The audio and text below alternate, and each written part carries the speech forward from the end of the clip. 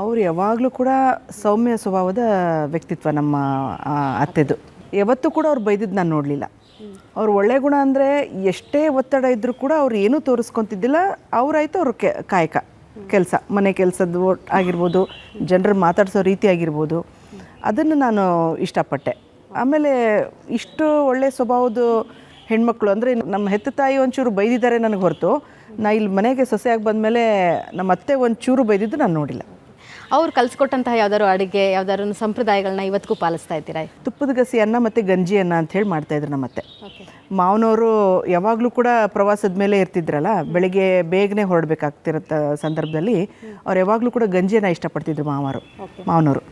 ಹಾಗಾಗಿ ಆ ಗಂಜಿಯನ್ನು ಅತ್ತೆ ಮಾಡೋದು ಈಗಲೂ ಕೂಡ ನನಗೆ ಅದನ್ನು ಕಲಿಸ್ಕೊಟ್ಟಿದ್ದಾರೆ. ಈಗಲೂ ಕೂಡ ಅದನ್ನು ಮುಂದುವರ್ಸ್ಕೊಂಡು ಹೋಗ್ತಿದ್ವಿ. ಮನೇಲಿ ಎಲ್ಲರೂ ಅದನ್ನು ಇಷ್ಟಪಡ್ತಾರೆ. ಮತ್ತು ತುಪ್ಪದ ಅನ್ನ ಅಂತ ಮಾಡೋರು, ಅದು ಕೂಡ ಅವಾಗವಾಗ ಮಾಡ್ತಾ ಇರ್ತೀವಿ. ಸರ್ದು ಫೇವ್ರೇಟ್ ಫುಡ್ ಯಾವುದು? ಯಾವ ಫುಡ್ಡನ್ನು ತುಂಬ ಇಷ್ಟಪಟ್ಟು ತಿಂತಾರೆ ನಿಮ್ಮ ಹತ್ರ ಕೇಳಿ ಮಾಡಿಸ್ಕೊಂಡು?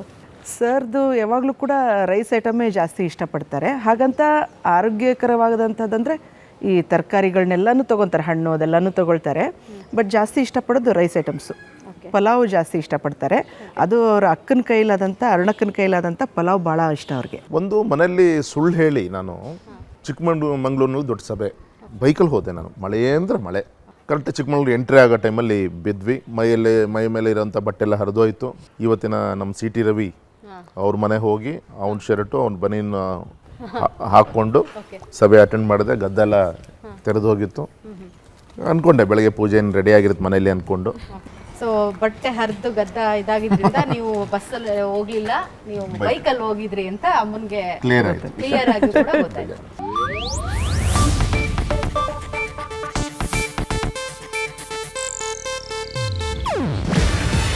ಇದು ಏಷ್ಯಾನೆಟ್ ನ್ಯೂಸ್ ನೆಟ್ವರ್ಕ್ ಪ್ರಸ್ತುತಿ. ನೀವು ನೋಡ್ತಿದ್ದೀರಾ ಏಷ್ಯಾನೆಟ್ ಸುವರ್ಣ ನ್ಯೂಸ್.